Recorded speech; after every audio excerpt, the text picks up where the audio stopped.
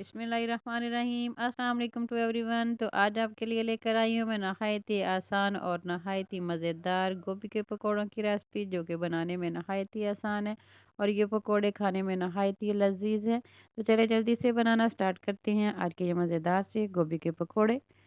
और दूसरा, अगर आपको लगता है कि गोभी के पकोड़े वादी होते हैं, तो वादी को ख़त्म करने के लिए भी आपके साथ मैं एक टिप शेयर करूंगी इस वीडियो में। तो आपने इस वीडियो को लास्ट तक लाजमी देखना है, किसी भी स्टेप को मिस नहीं करना। तो चलिए जल्दी से फिर स्टार्ट करते हैं ये मज़ेदार से और बहुत ही आसान सी पकौड़ा की रेसिपी।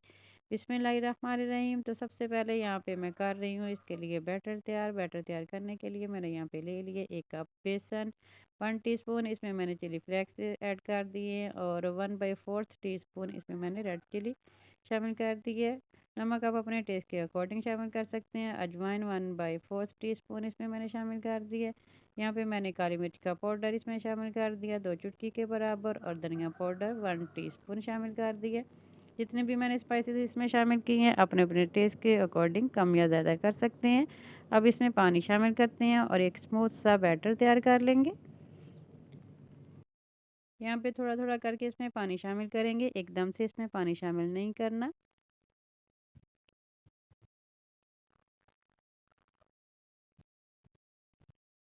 बेसन की क्वांटिटी भी आप कम या ज़्यादा कर सकते हैं।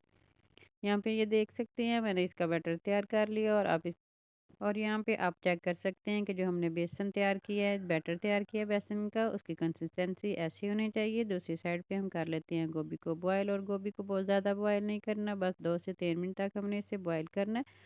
और दूसरा, वो गोभी की बादी ख़त्म करने के लिए इसमें मैंने 2 टुकड़े अदरक के शामिल कर दिए हैं। उससे एक तो इसकी स्मेल भी ख़त्म होगी और बादी का मसला भी हल हो जाएगा। यहाँ पे मैंने गोभी को बॉईल करने के बाद पानी इसका निकाल दिया। अगर इसे पानी में पड़ा रहने देंगे तो ये बिल्कुल हलवा बन जाएगी। पानी से निकालने के बाद अब इसे बैटर में शामिल करते हैं और इसकी एक अच्छी सी कोटिंग कर लेते हैं बेसन की। ऑयल भी अच्छी तरह से गर्म हो चुका है, बहुत ज़्यादा ऑयल को गर्म नहीं करना, मीडियम हॉट ऑयल रखना है। अब इसमें शामिल करते जाएंगे ऐसे गोभी के फूल, और गोभी के फूल शामिल करते करते जो ऑयल है वो गर्म होता जाएगा। मीडियम हॉट ऑयल में हमने ये पकौड़ों को फ्राई कर लेना है। पकौड़ों को डालते ही इनको हिलाना नहीं है, तकरीबन 1 से 2 मिनट के बाद इनको पलट लेंगे इस तरह से।